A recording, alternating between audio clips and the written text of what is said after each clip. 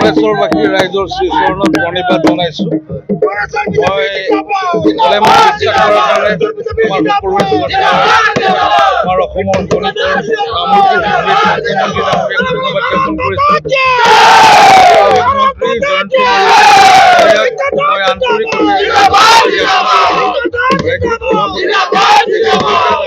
বিশ্বাস আমাৰ ওপৰত ৰাখিছে, তাৰ কাৰণে তেখেতক অশেষ ধন্যবাদ জ্ঞাপন কৰিছো। হাগ্ৰামা মহিলাৰী ডাঙৰীয়া আমাৰ সকলোৰে শ্ৰদ্ধাৰ BTC চিফ, তেখেতকো মই ধন্যবাদ জ্ঞাপন কৰিছো।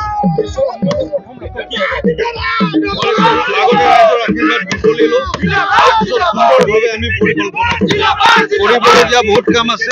আমি সকলোৱে মিলি এখন সৰ্বাংগ সুন্দৰ নিৰ্মাণ কৰিম।